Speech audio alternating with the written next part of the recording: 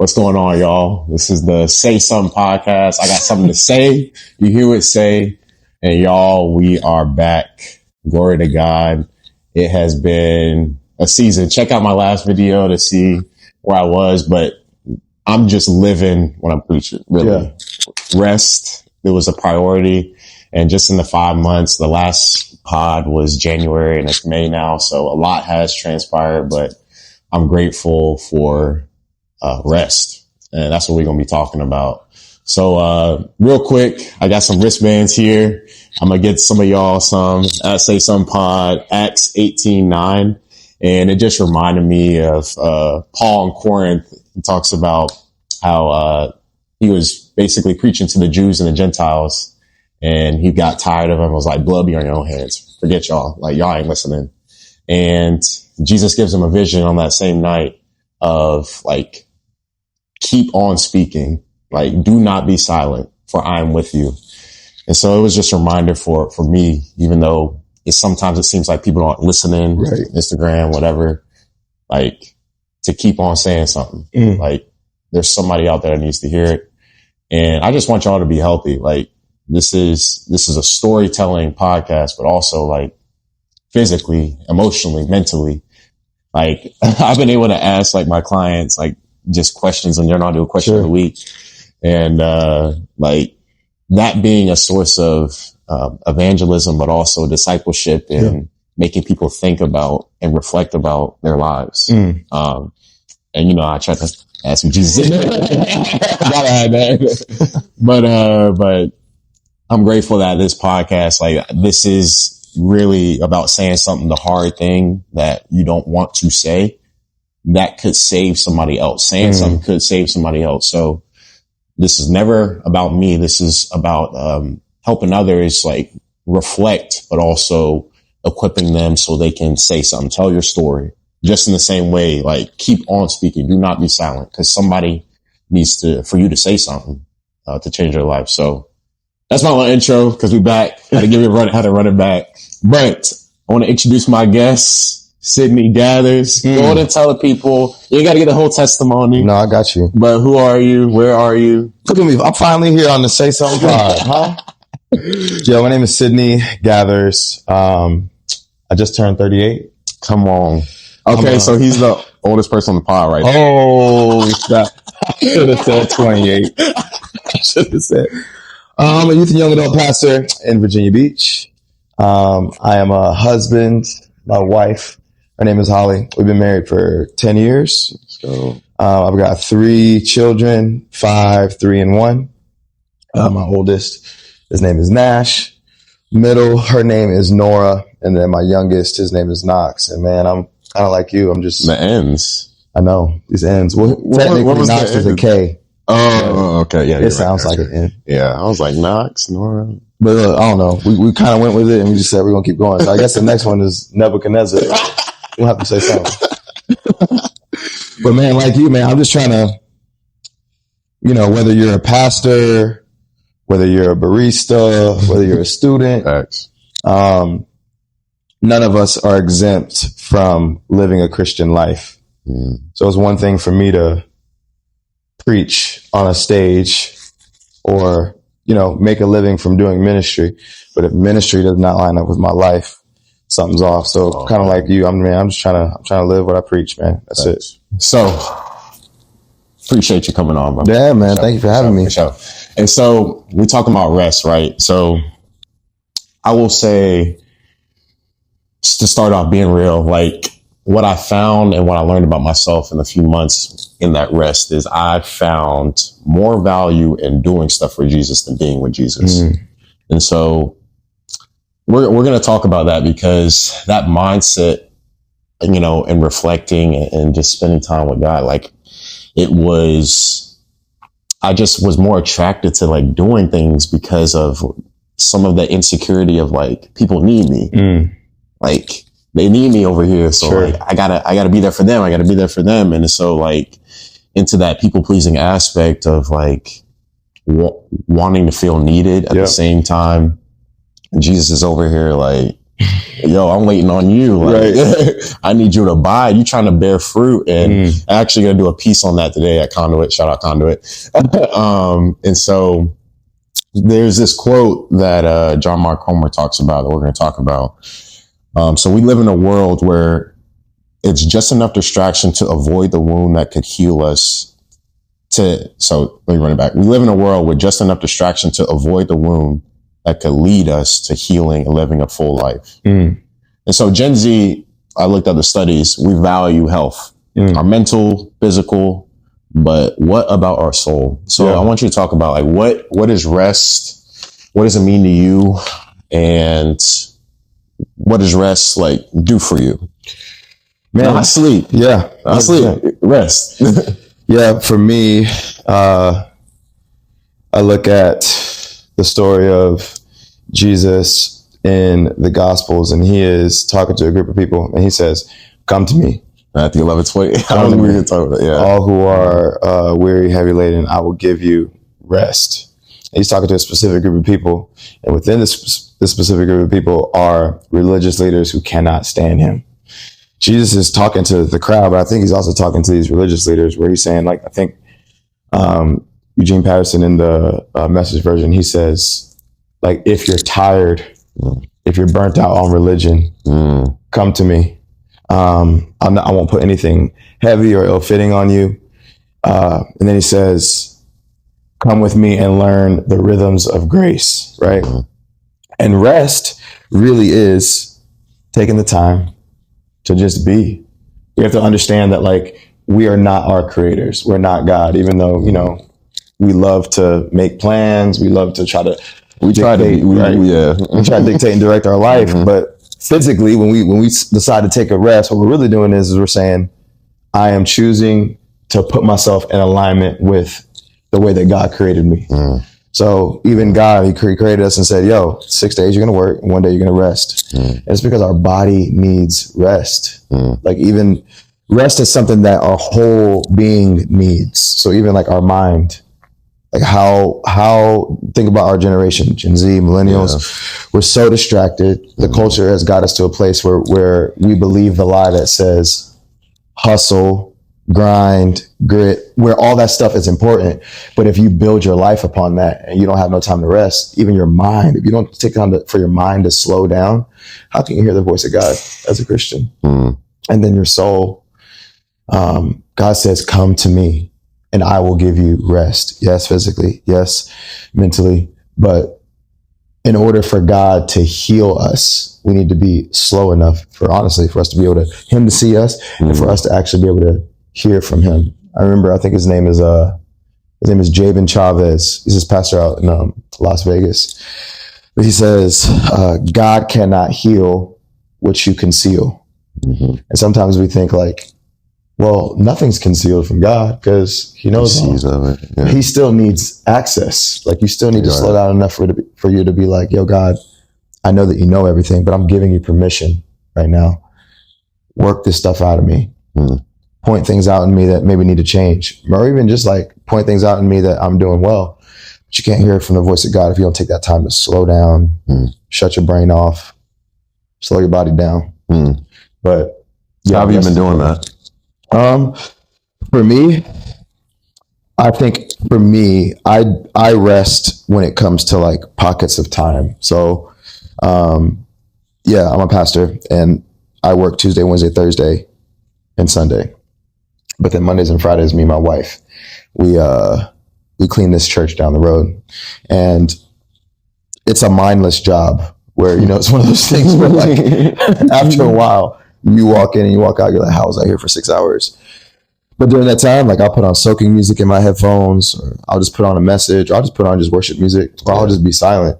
And for me, that's my time to kind of just I have 3 kids, like, I'm married, 2 jobs, so it's very hard for me to find space to just be alone. But I know, every Monday I'm gonna have 5 hours where I'm alone. Every Friday I'm gonna have 5 hours where I'm alone.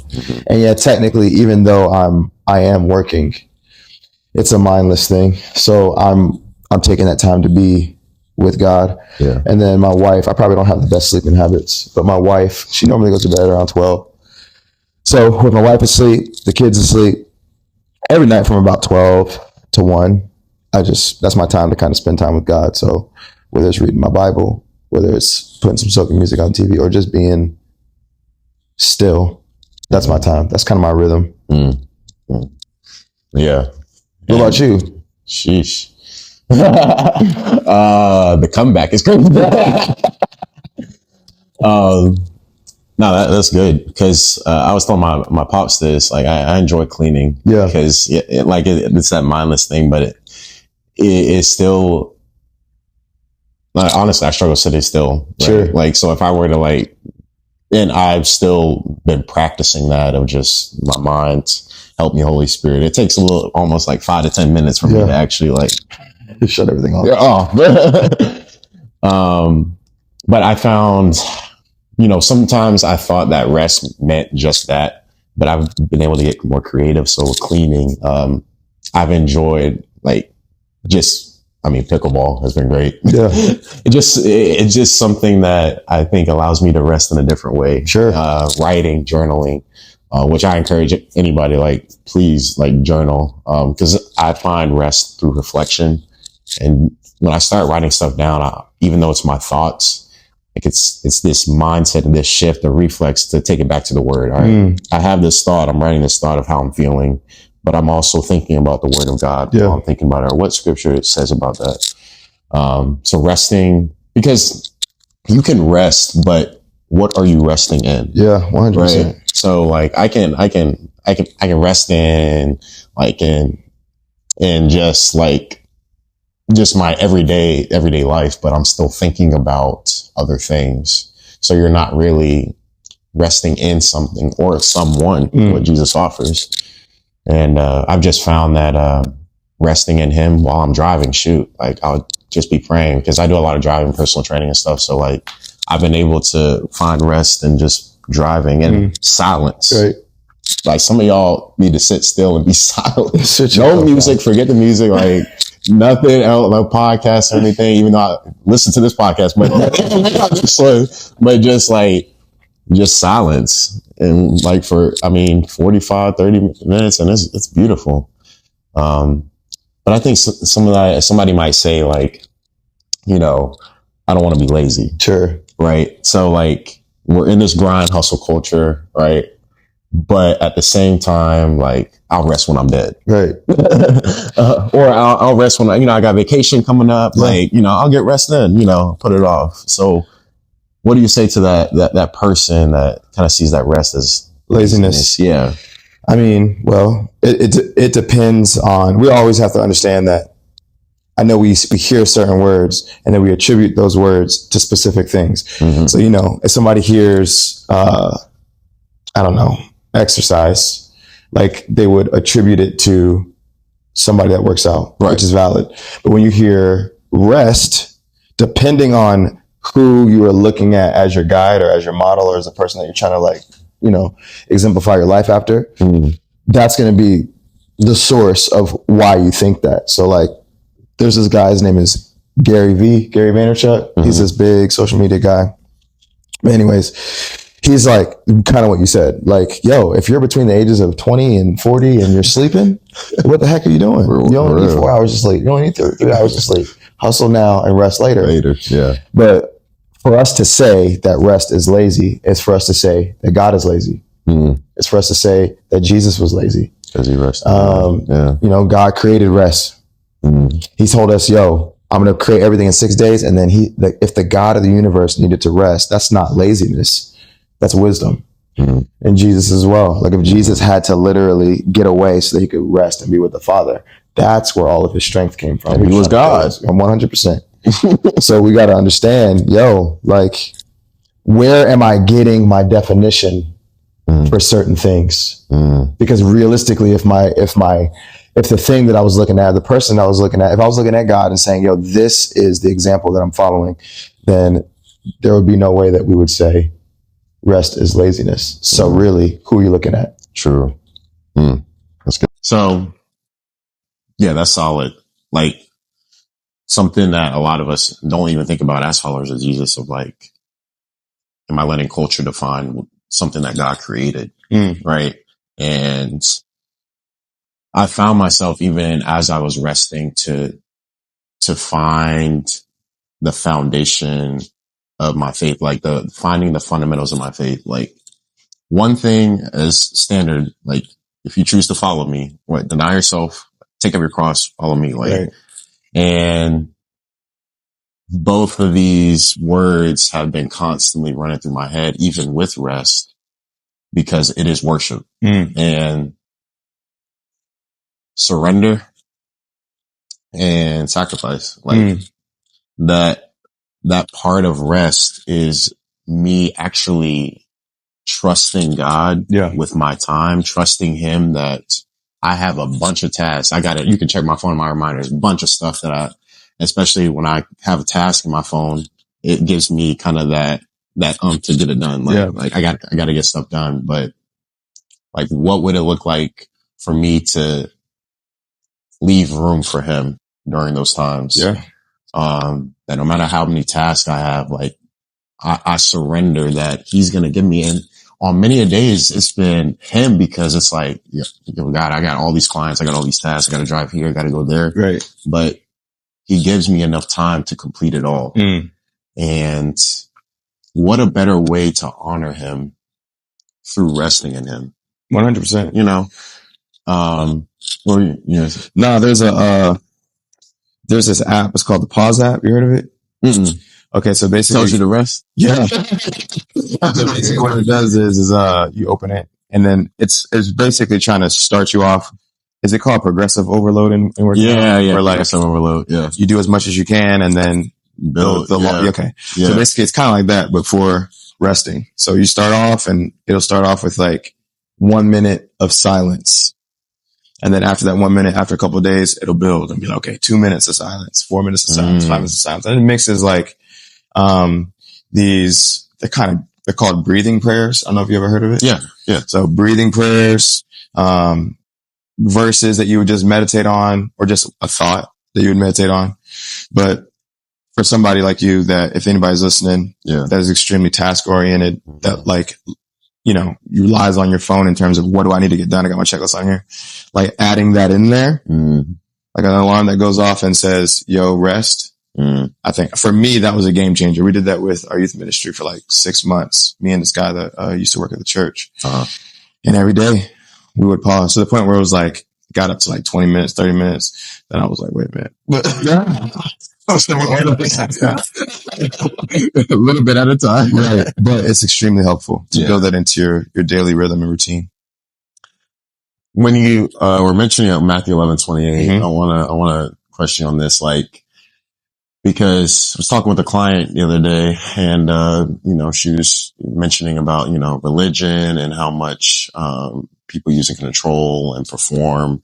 And when you were talking about that verse, when you said burned out by religion, like, when you say that, and even being a pastor, like being leaders, like, where do you see Jesus' invitation being different than like a religion invitation? Right? Like, this is an opportunity to rest on Sunday, but Jesus is offering like all who come to me. Like, it's not just specific to a building, or, like, what do you see different in that?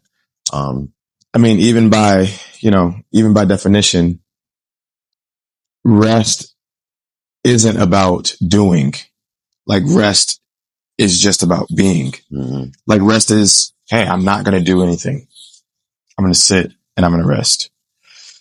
Jesus offers us rest. He offers us, yo, I want you to come to me and be.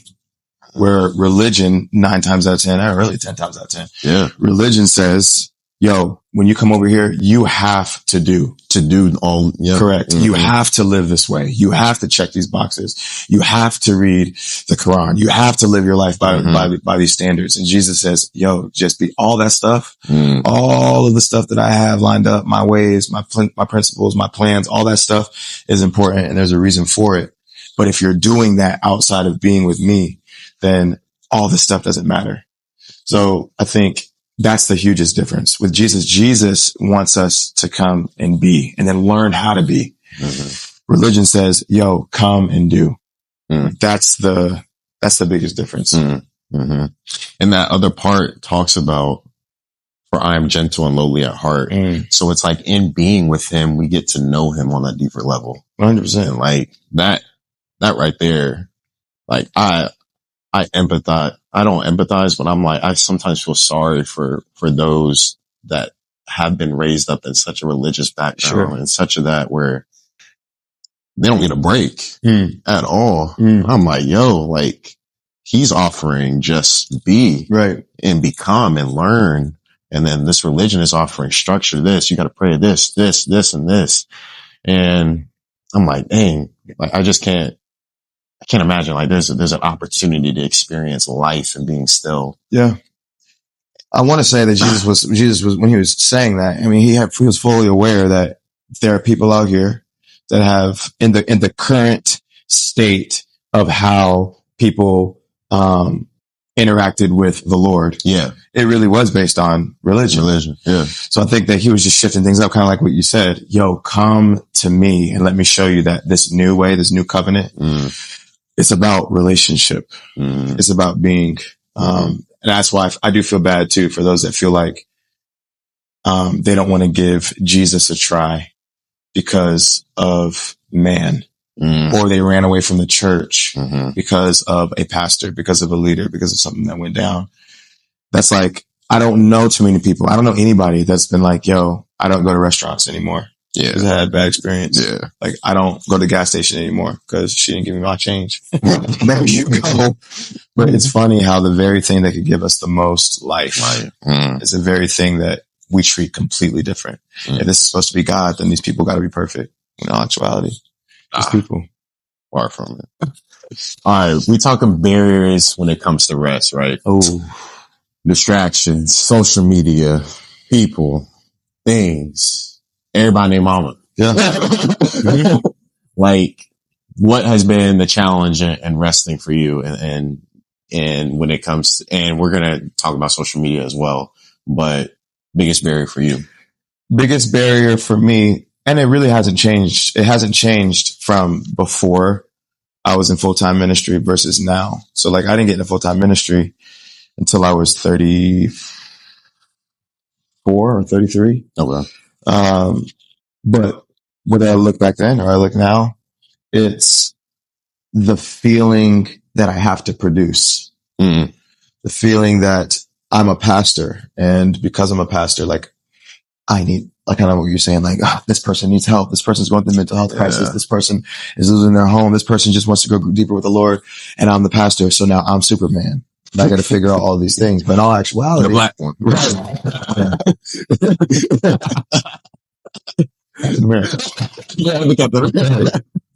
It's the feeling of, it's mixing up my role. My role is to be a shepherd.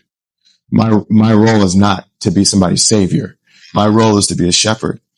And if I'm not careful, I can easily start to rate my relationship with God and the closeness in my relationship with God based on how much fruit I'm seeing from those that I'm helping versus how well people are responding when I preach versus how many likes you get on a social media post. Yeah. But in all actuality, the only affirmation that I need is the fact that God called me to this. God called me to this. Human affirmation is great. Let's just be honest. Yeah. But if God called you to it and if God is affirming you in it, that's all you need. So the biggest struggle for me, it's always been this way, is learning how to balance doing things for God versus doing things for the approval of God. Felt that. Oh, in here.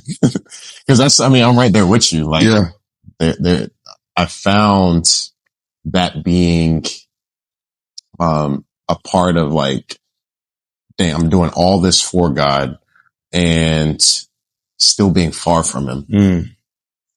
I'm like, that's not even a place I want to be because like John 15, constantly abide in me. Like I gotta remind myself, I'm a branch. Right. 100%. I'm a branch. He is the vine. Like I stay connected to him, then you will bear much fruit. And the connection piece, like through social media for sure, like it's just a segue of like, what are you resting in? Because even like, Jackie Hill Perry, she had a recent episode on like how to be a Christian on social media, and like on just the lack of awareness of the scrolling and like the lack of awareness of what you're intaking. Because I think that has affected my rest as well. Like the content I've been intaking, even the other podcasts that I listen to, like I'm always listening to a podcast, but like I started to get more specific on what podcast I'm listening to, because I can't be listening to everybody. It's like we be listening to everybody and we don't know like who to take these words from and stuff like that.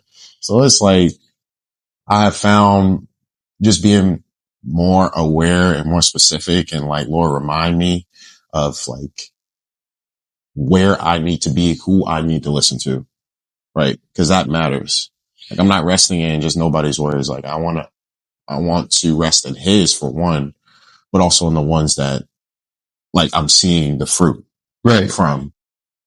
I was trying to find this thing. I can't find it, but, I'm a youth pastor, and I was talking to a group of students. And I think they said that the average student, college student, anybody in Gen Z, listens to 4 hours of secular music a day, right? Or secular content a day. So if you take those 4 hours and you multiply them by 365, that's 1,460 hours that you are intaking of, especially if you're a Christian, that's content that is not allowing you to rest in Jesus. It's actually affirming the complete opposite. Now let's just say that, let's say you're listening to this, maybe you're a young adult, you go to young adult ministry. Let's just say it's 2 hours. And let's just say you go to church. That's another 2 hours. And let's just say you're really good at, resting, and throughout your week, you rest 2 hours in total.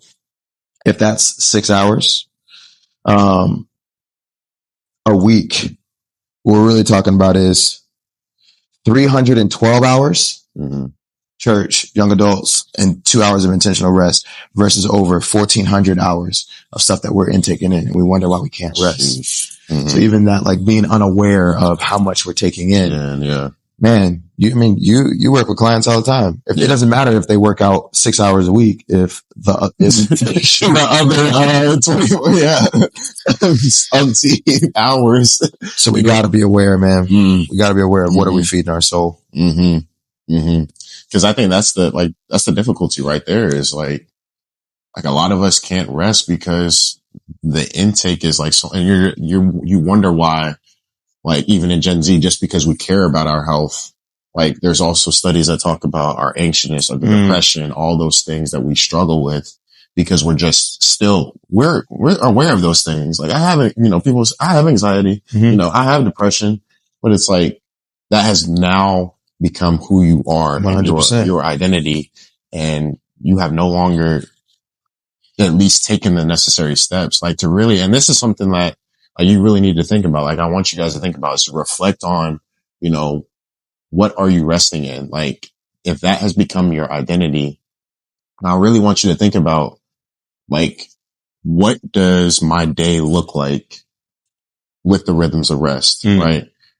Like, I'm doing this, I'm doing that, but where do I get a chance to be? Like, to be with him. And it took me a while and I'm still working through it. Sure. But I see the difference of just the intimacy that you have the opportunity to get that close to God, like draw near to God and he will draw near to you. It's a promise. Yeah. When we draw near, and I don't want us to forget that, like, you were made to rest. You were made to rest. And to go through this life without it, like, I can't imagine like going through your life being anxious, being all the things except being with him. Right. You can be with anybody else. You can be with all the people. You can be with all the things. You can have all the money. You can have all of it, but still lose your soul. Yeah. And I'm like, that is my heart. Like you can gain everything, but lose everything at the same time. 100%. I'm trying to think of, people might even think that they rest because they sleep.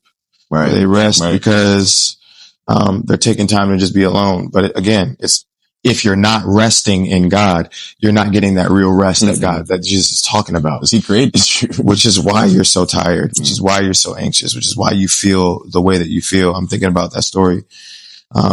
You have the Israelites, they're in slavery for years and years and years.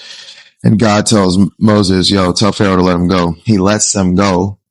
And now you see this process of God delivering them from thing after thing after thing. One of the things that we look at when we say, okay, God delivered them. Sure, he delivered them from physical shackles. But even when you think about their identity, sun up to sundown, Monday through Sunday, they were identified by their work, identified by how much they could produce or how little they could produce. Their value based upon those that would watch over them was, this guy's a good worker, this guy's not a good worker. When God says, one of the commandments that I'm not going to give you is to rest. It's to break that stigma or that thought off of you that you are what you do. No, you actually become who you are when you take that time to rest in me. So when we're deciding to not rest, what we're really saying is that we're fine with our identity without God. And at the end of the day, this is one of those things where it's much easier to talk about rest. Absolutely. Than to actually do it. Yeah. But the benefactors of resting and all these promises, the Bible says, look, God's not a man that he should lie. So if these promises are attached to rest and we're not doing it, it's not a coincidence that we feel the way that we feel sometimes. Yeah, that's real. Man, I feel like we talked about it a lot. Yeah. That was solid. And just to leave y'all, like, easy to talk about, harder to do. Right? For real. Me included. But come to me, all who labor and are heavy laden, and I will give you rest. That labor that we take on ourselves, the labor that we get from others. Like, it's not even, it's just not an invitation to rest, but it's an invitation to what you said, embrace a new identity. Yeah. I'm not great because of how great I can do things.